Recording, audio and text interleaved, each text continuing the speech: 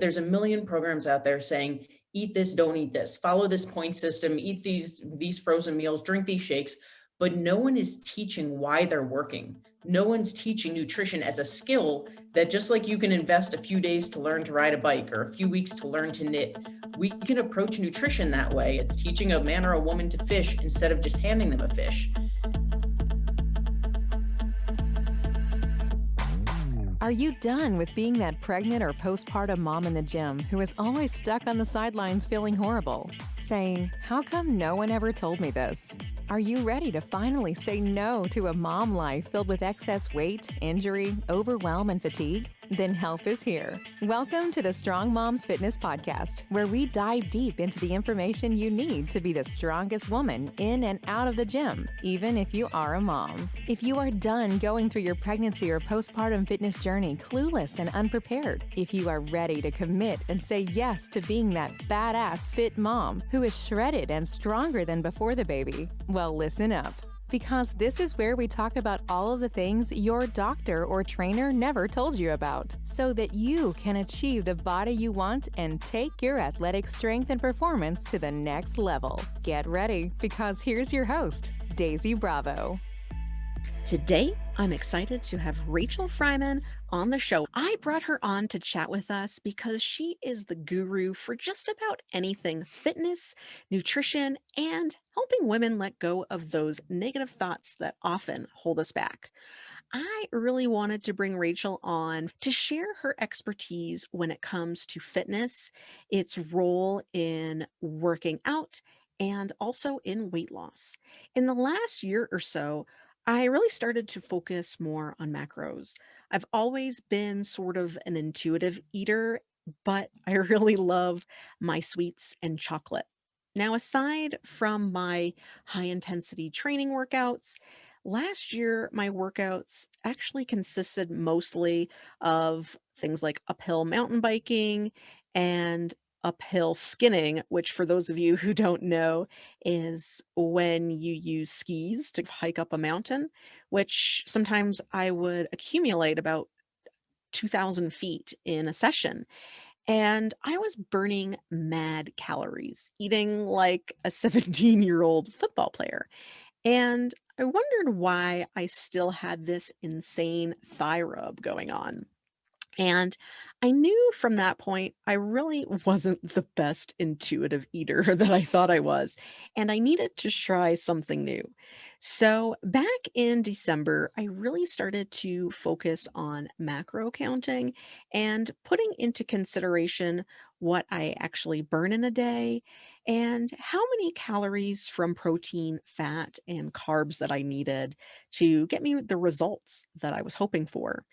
And it is unbelievable. I saw results super quickly and have really started to notice my body leaning out and my legs becoming more defined. And I haven't done any more workouts in the gym, is really all nutrition. I am by no means an expert on macro counting. I could probably use some additional training on that. And that's what first intrigued me about Rachel's training methods. Now, for those of you who don't know her, Rachel Freiman is the CEO of Mind Strong Fitness. She is a lover of lifting heavy things up and down, much like me. And she is a coach who is passionate about helping others unleash their strongest, most empowered selves through education and mindset training. Now, Rachel has more than 15 years of classroom instruction and certifications in personal training and sports nutrition. Rachel has developed Mind Strong Fitness with an inside out approach, focusing both on the mental and physical sides to building healthy, sustainable habits. Now, when Rachel is not in the gym, she enjoys exploring the world, snuggling with her puppy Charlie, eating, and thinking about the next time she'll be eating. She is definitely a girl that I can relate to. And with a heartfelt welcome, here is my interview with Rachel. Welcome, Rachel, to the Strong Moms Fitness Podcast. I am so glad you're here today. And as always, I like to snoop around on my guests before having them on the show. And I was blown away to hear that you weren't always this buff gym rat, that you were actually a trumpet player in a jazz band of all things. And, and that just made me smile. I love that. And I'd love to hear how and when you got into the fitness world and how you got started with training. Yeah, for sure. First of all, thanks for having me. I'm pumped to be here, and this is going to be a fun conversation. So my background is an odd one. I always like to joke that it's like someone took the resumes of three different people and smushed them into into one. Because my background is very much in music. It's what I went to. I went to a performing arts high school and got my master's degree in music. And I was a freelance jazz trumpet player in New York City for over 10 years and went on to be a middle school music teacher of all things before finally landing in the health and fitness world. And it's just one of those paths that when you look at it from that bird's eye view, it seems so odd. It seems like three totally unrelated career paths. But really there's this underlying thread to all of them where, when you're a musician, it's all about helping people change their state. If they're having a rough day, they go to a jazz club, they have a glass of wine, they listen to music, it changes their emotional state. As a middle school teacher, it was all about finding kids at this awkward, confusing point in life and helping to mold them into good human beings, hopefully. And health and fitness is more the obvious one, where the thing that lights me up is helping people relight that spark that they've lost over the years.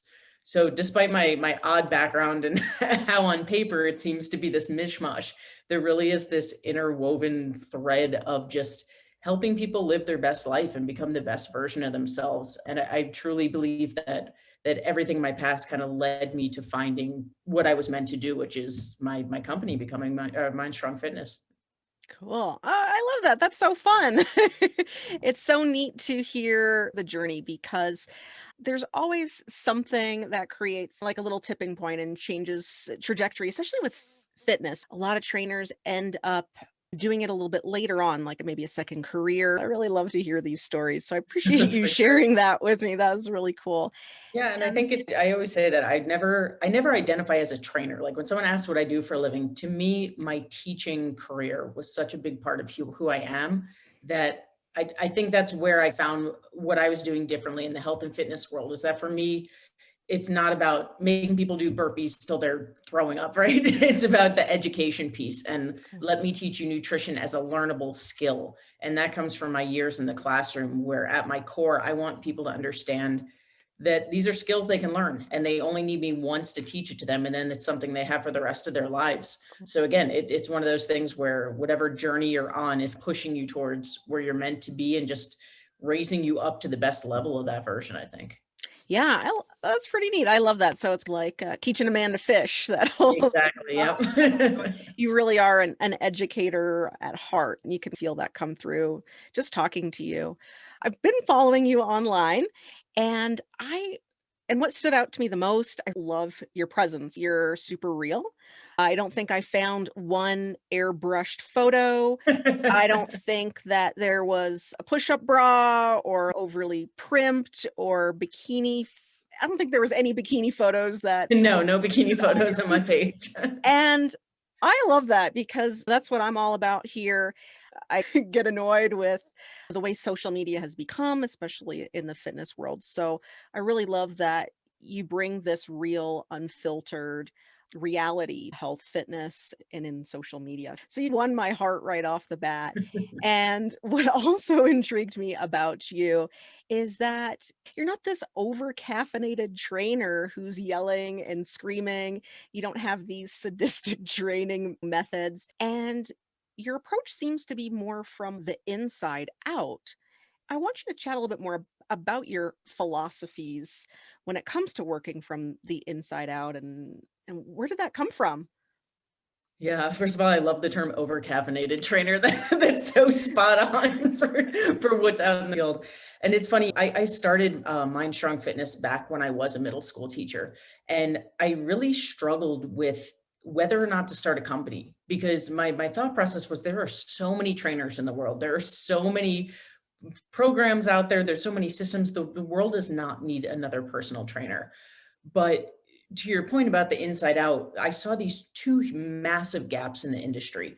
And the first was education, right? There's a million programs out there saying, eat this, don't eat this, follow this point system, eat these frozen meals, drink these shakes, but no one is teaching why they're working. No one's teaching nutrition as a skill that just like you can invest a few days to learn to ride a bike or a few weeks to learn to knit, we can approach nutrition that way. And it's exactly what you said. It's teaching a man or a woman to fish instead of just handing them a fish.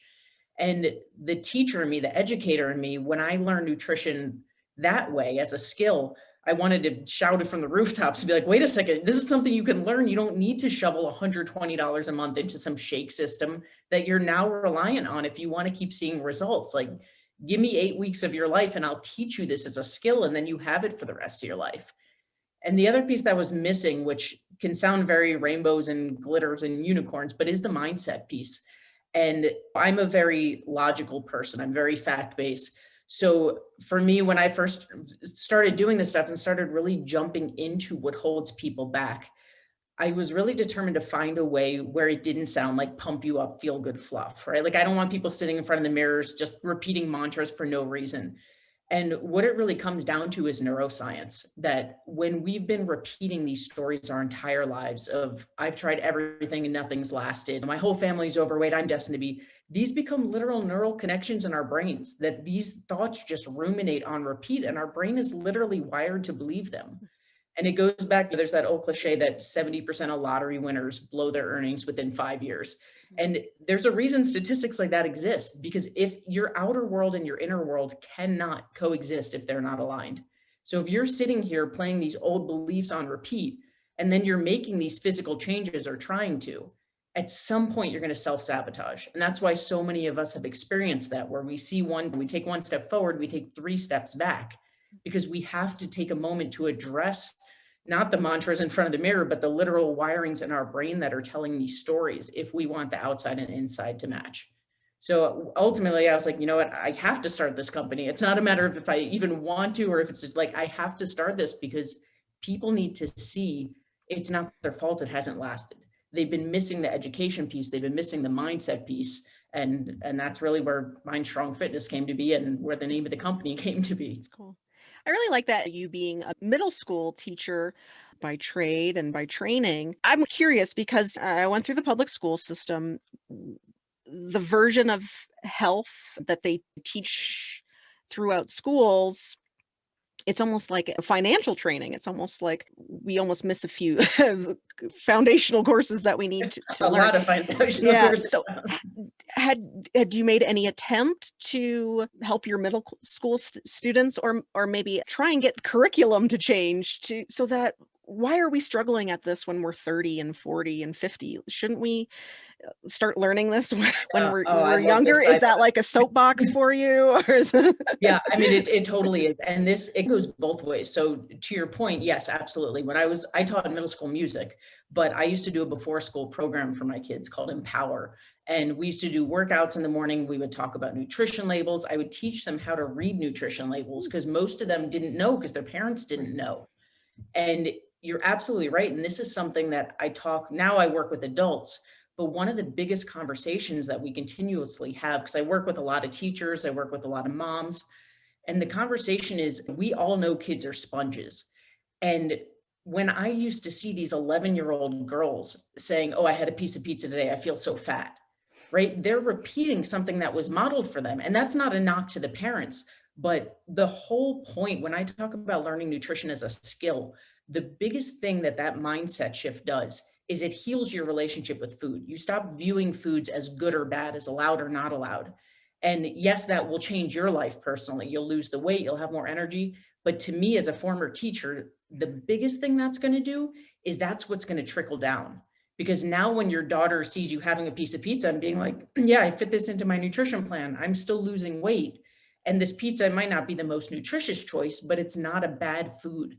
When we heal that relationship, that gets passed down to the next generation.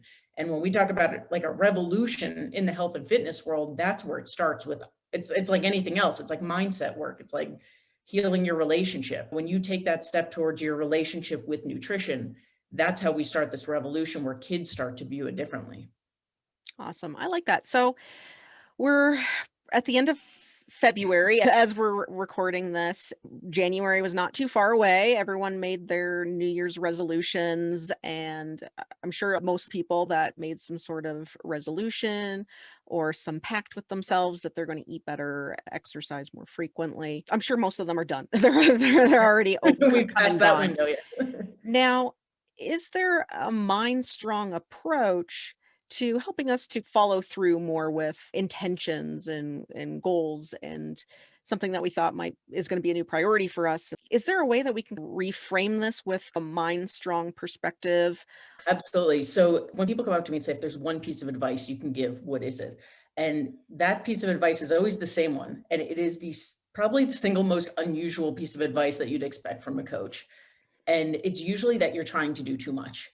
I am never a fan of these major life overhauls. It's why I don't believe in New Year's resolution. It's why sometimes people come to me and say, hey, can you tell me about your program? And my honest answer is, I'm here whenever you're ready for me, but let's start a couple steps back.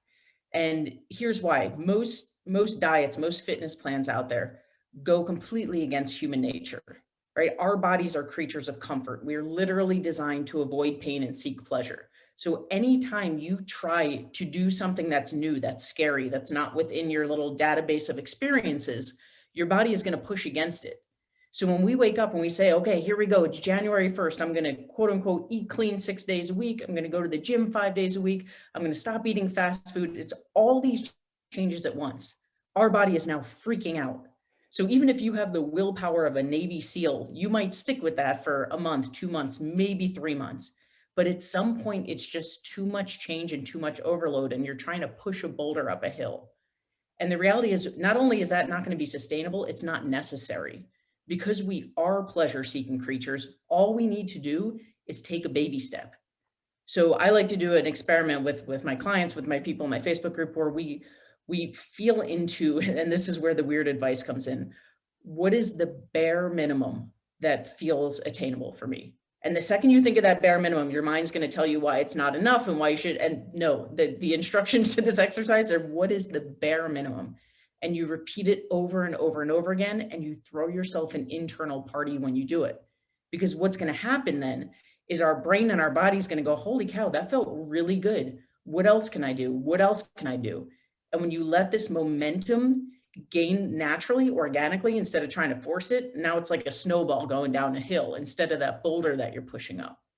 But we've been so conditioned, especially by this industry, where it's all or nothing. It's all in, all out. I'm on my diet. I broke my diet. I'm working out. I'm not working out. And when we can get out of this all in, all out mindset and just understand it's about baby steps and it's about momentum, that's when we can look back 6 months from now and go, holy cow, I really did transform my life. But it's not an overnight thing. It's not this major life overhaul. That's really cool. I see that happening in a lot of my clients also, is they make this big commitment and they just can't keep up with it. And I wanted to talk a little bit more about diet and how do you get someone started with macro counting? Yeah, for sure. So just as an overview for people listening who don't, macros just stands for your carbs, fat, and protein. So they're the three nutrients we need the most of, hence they're called macronutrients. We call them macros for short. So macro tracking is exactly like a financial budget. The analogy I always like to use is if I hand you $100 and say, this is your $100, spend it however the heck you want. The only rule is you have to spend it today. It doesn't roll over. That's what we do with macro tracking. Is a coach will tell you your plan. This is your grams of carbs, fat, protein. It's yours to spend however the heck you want. As long as you hit your goals each day, as long as you get within your goal numbers, you're golden. And what that does, when I talk about learning nutrition as a skill, is it takes this idea of allowed or not allowed foods out of the equation. So a piece of pizza is not the most nutritious thing in the world, but you can choose to quote unquote spend some of your carbs and fat macros on that piece of pizza. And you might have to be stingier as the day goes on, right? Just like with your $100, you might make a big purchase and you have to be stingier, but it's allowed. You can still lose weight. And for me, as someone who is a diehard donut fan, I refuse to live a life that doesn't include donuts. Like, I'm not going to eat a donut every day, but on days I want to choose to fit it in, it's not like, well, I ate a donut, I just ruined my diet, now I'm off again. It's no, I'm still losing weight. I just had a donut for breakfast. I chose to spend that way. It's also super personal though. So to your point about how to start, there's a million macro calculators on the internet, and I very strongly do not suggest that you use them. And if you're not sure why, go try 3 of them. Google macro calculator, try 3 of them, and your results will be so wildly different that you'll be more confused than when you started. This is a super personal process. There is a formula that I use for clients, but that formula gives us our goals. So the way that I start with everyone is I have them just track their food for 5 days. You eat as you normally eat. You don't try to make any changes. You just track. And the reason is this: if I use the formula and figure out your personal plan, and it says, okay, according to your activity level, your age, your height, your weight, you should be eating 140 grams of protein a day. But then we look at your averages from the week you tracked. If you're only eating 40 grams of protein a day, there is no way that you're jumping all the way up to 140 grams of protein. That's not going to be sustainable. You're going to be miserable. You're never going to stick with it. And this is all about a sustainable lifestyle. So when I coach people, I set their plans for them. I explain, like, this is your goal we're working towards, but we always meet your body where it is, and we slowly work to get towards those goal numbers. But the beautiful thing is, again, this is a skill. You spend a few weeks, you spend 8 weeks learning the skill of macro tracking, and you have it for the rest of your life. This doesn't become a diet. You will literally never diet again. It just becomes the way you approach food. And a few months from now, you'll look back and say, holy cow, remember when donuts used to be not allowed, when pizza was a cheat food? Like, that's just not my life. I have a client right now who lived in France for a few years. And when she signed up with me, she's like, I have to tell you, I know your program works because I've had friends go through it, but I love wine, I love chocolate, I love cheese, and I will not give them up. And I told her, awesome, like, good, you can still have all those things. And she looks like a rock star. She's lost all this weight. She's killing it. And in her latest testimonial that just went up on my website, she was like, I can't believe I'm eating a chocolate lava cake every single day and continuing to lose weight. And that's the beauty of it, right? Wow. It's all about choice. It's not about restriction. That's cool. And I think the biggest struggle I hear from people when doing their macros is that they feel like they're a slave to the food scale, or even mono mealing to fill in gaps in what they're eating in the day. Do you teach a way to get past that initial learning phase? Yeah, and what you just said there is exactly it, that it is a learning phase. People, intuitive eating is such a buzzword right now, and it's great. In theory, if we could just listen to our bodies and fuel it the way it was meant to be fueled, awesome. We should all be doing that. But the reality is right now, if you've never tracked macros, if you've never done anything like this, you don't know how your body needs to be fueled. What we're actually, quote unquote, listening to is habit, right? So if every Tuesday was dollar menu at the drive-through, and Monday night you start craving a burger, that's not eating intuitively. That's because you've trained your body out of habit to believe that that's what happens. So one of the beautiful parts of macro tracking is that for some people, like for me, for example, the control that macro tracking gives me over my nutrition is always worth the couple seconds it takes me to weigh or measure my food. Always, hands down. I don't see myself ever not tracking macros because I like to be in control. I like to know that I can manipulate my nutrition how I want. For a lot of people, it's not a forever thing. They'll track macros for quite a few months. They'll learn to fuel their body the way it was meant. They'll learn to eyeball portion sizes a lot better, because that's a huge thing that macro tracking does. And at some point they'll say, you know what? I now understand what my body actually needs. I know what 4 ounces of, ground beef actually looks like. And now I'm ready to transition to eating intuitively. So it all comes down to choice. It all comes down to personal preference, but there is a learning curve. It's not a crash course overnight diet. For most people that I've worked with, the learning curve, the amount of time that it takes to put into it is well worth the ability to completely heal that relationship with food. That's awesome. I like that. And I have a lot of clients who are plant-based eaters. Is this something that's totally manageable with macros, or do you find that a lot of plant-based eaters need to use some sort of exterior-based protein in order to meet certain percentages? So funny you asked that, actually, because I've been doing a vegan experiment for myself for the past few months. And I was always very much the typical bodybuilder diet, tons of grilled chicken, ground beef, like just that whole life. And quite a few months ago, I met a macro coach who was vegan, and we were talking about dairy and all the inflammation it can cause. So purely as an experiment, I was like, I wonder what it would feel like if I cut this out for a while. And I've loved it so much that I've just kept it going. So to your point, the answer is it works for everyone. If you love to eat meat, macros works for you. If you're vegan, it works for you. If you're gluten-free, it works for you, because once you have your numbers, you choose which foods you use to hit them. So I can tell you firsthand that if you choose not to eat meat, you're going to face, I mean, the big thing for everyone is protein. So for me personally, that transition, when I started this vegan experiment, it was harder for me to get my protein because foods like chicken and ground beef have more protein than most vegan options. But that's where you can supplement with a good protein powder. That's where you can find, like, I eat a lot of lentils now, like lentil pasta, I love. So there's always ways to work around it. And again, that's the beautiful part of macros, is that it works for everyone because it's based off math and science. It's not a quote unquote diet. That's cool. I love that. That's great. So many of my clients have insane schedules. Typically a busy mom who has a couple little ones, has a career, maybe they have some side hustles. They just have a zillion things going on. And when you spoke earlier about choosing the bare minimum for you, is this possible when it comes to nutrition? Because, some days you don't have time to cook or you're on the go, life happens, you get off track with your planning, which I'm the type of person that likes, I need to plan on Sunday. And then sometimes my Sunday gets derailed. And I'm Yes. sure a lot of people can, relate to that. Do you have, you have any insight on that? Yeah, I mean, what you're saying is, it's truth, right? So many of us, we like to, I call it shooting on yourself, where it's like, well, I should do this and I should do this. And then the reality is we're busy. Life happens, right? You have busy moms with careers and kids, and life is always going to happen. So first and foremost, it's the mindset piece. It's getting out of this all in, all out of, oh, I didn't plan on Sunday, so this week is a bust, right? When it comes to just being busy in general, I think there's two conversations here. The first is nutrition over workouts every day of the week. Workouts are great for you. They boost your metabolism, they build lean muscle mass, they get you burning extra calories. But the reality is you're going to eat every day. You're not necessarily going to work out every day. And when it comes to weight loss, especially, nutrition is 90% of the game. So if you're a super busy mom and you're like, I don't know where to start, I have too much to do, focus on nutrition every day of the week.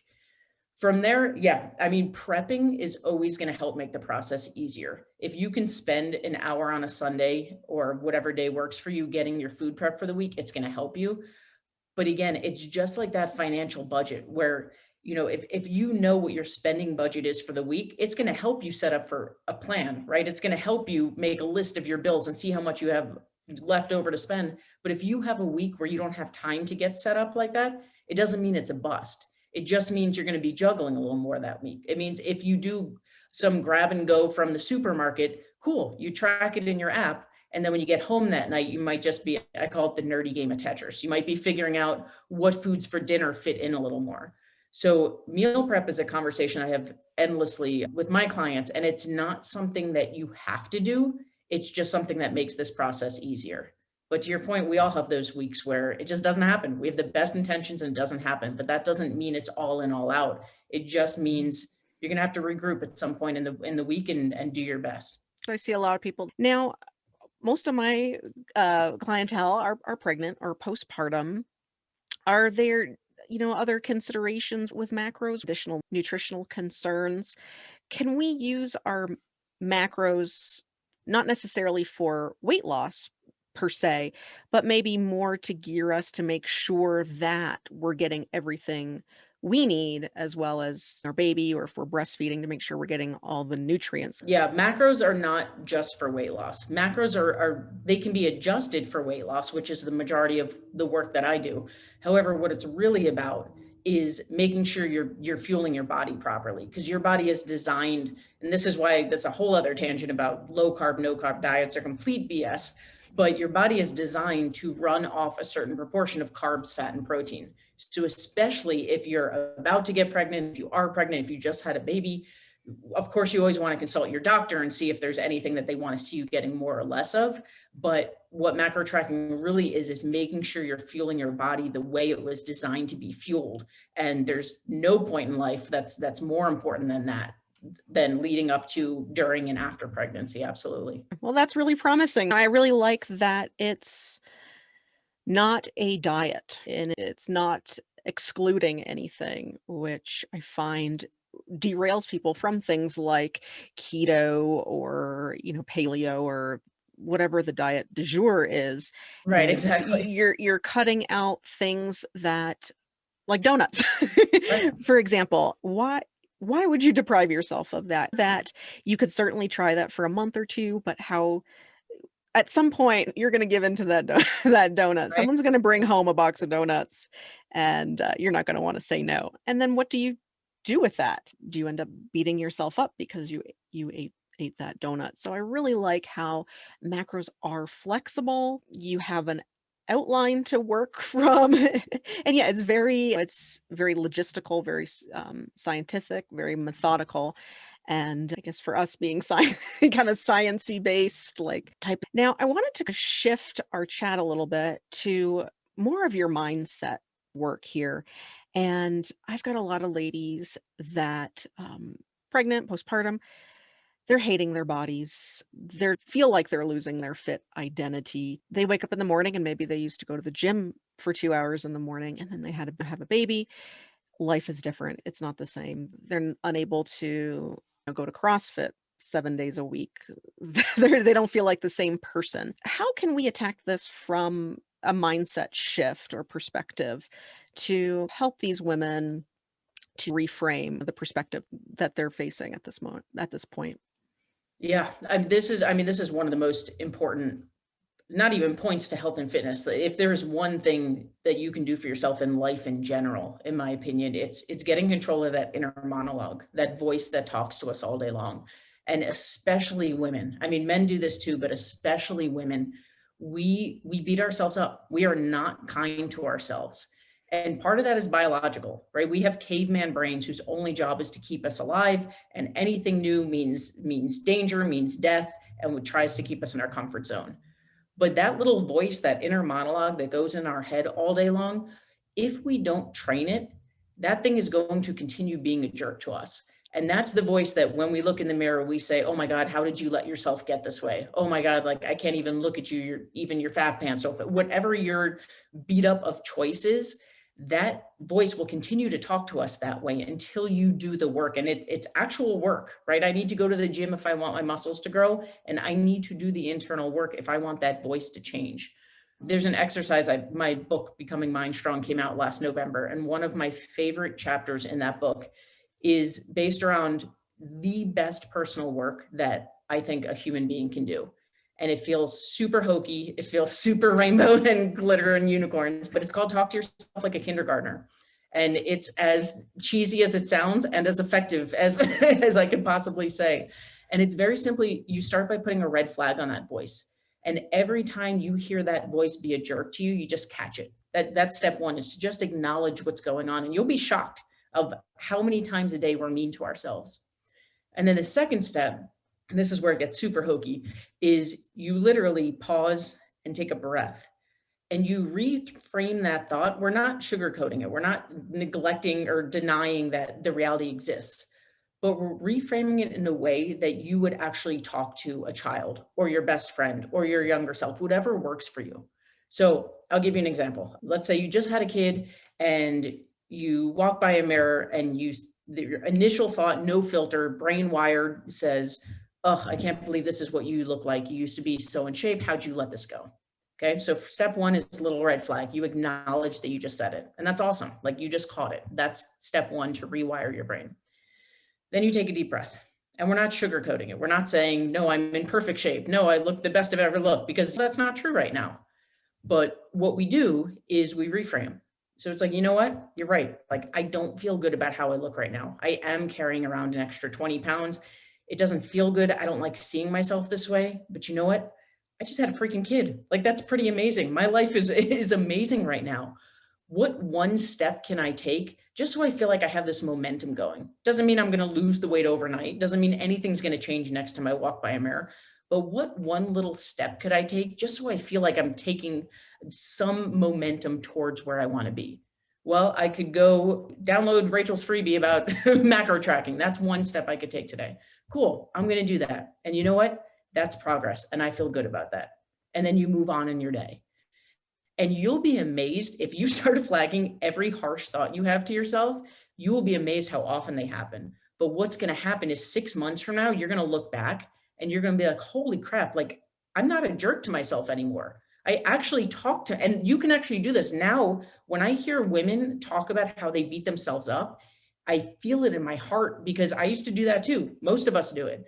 But when you've done the work, that's just not how you talk to yourself. You learn to become your best coach and your best cheerleader instead of this raging jerk.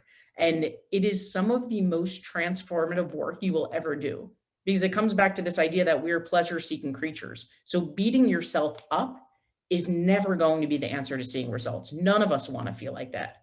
But when you learn to be kind and you learn to be your best coach, our body craves more of that. That releases all the feel-good chemicals and makes us say, that felt great. What else can I do? What else can I do? And that is the single most transformative exercise I believe there is for women, men, but especially for women. Right. That's pretty cool. I'm sure in the beginning, maybe it's a day-to-day thing as opposed to all of a sudden you're taking the bull by the horns and transforming your inner speak.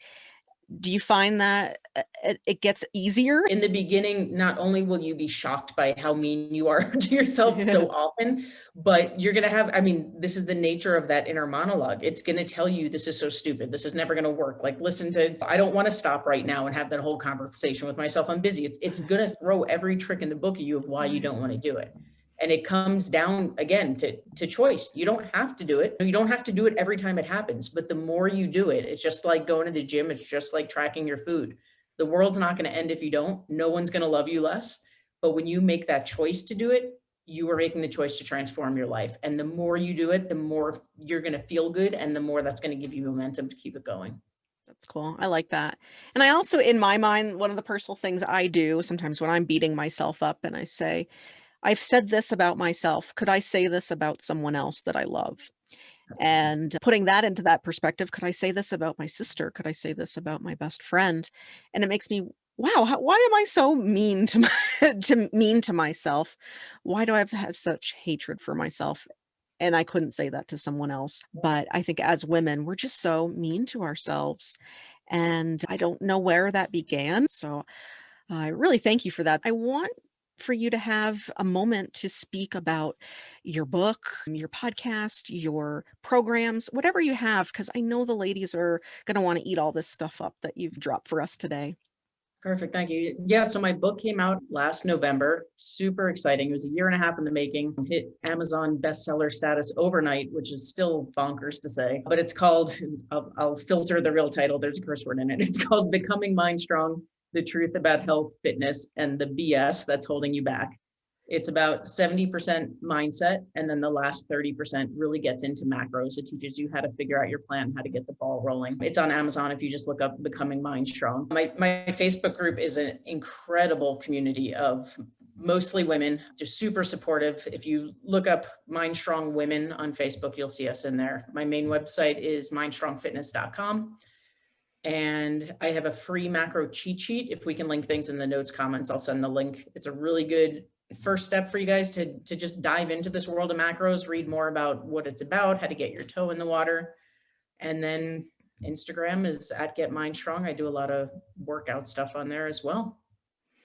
Awesome. Thanks so much. I want to give you a moment if you have any sort of last words or last tips that our women can take home with them today.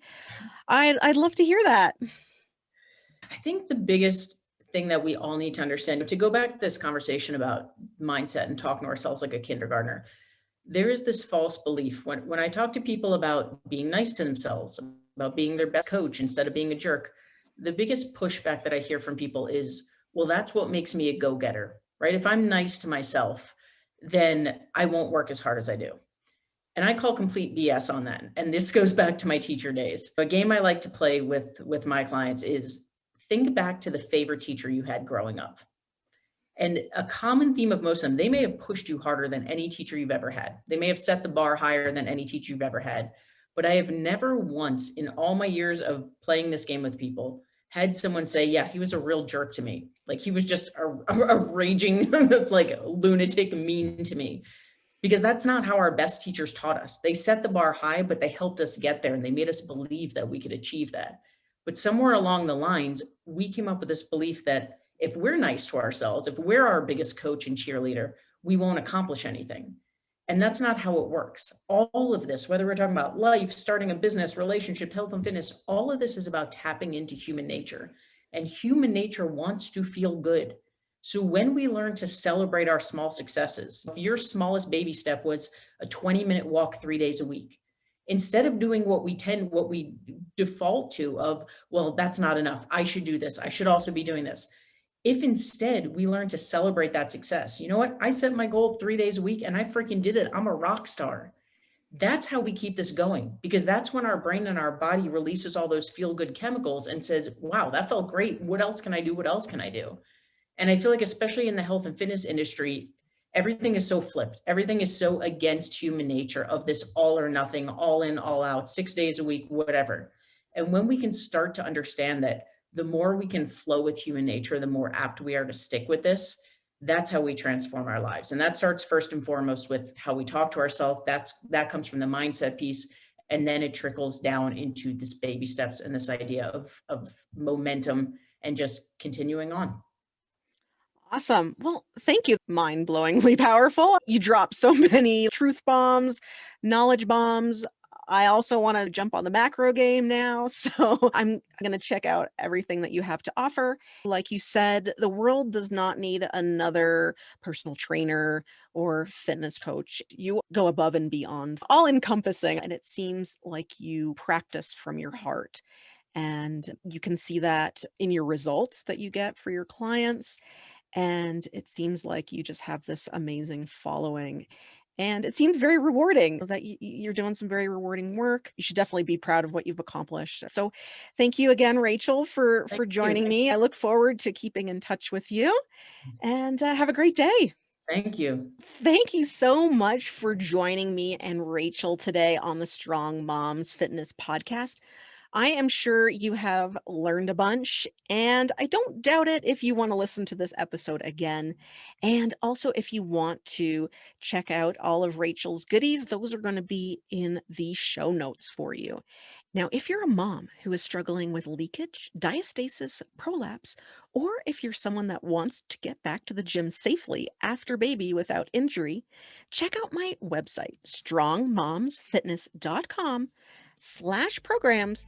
My new program, Rebuild After Baby, will be on sale until March 4th. You don't want to miss that. Thanks for joining me, and we'll see you next time on the Strong Moms Fitness Podcast.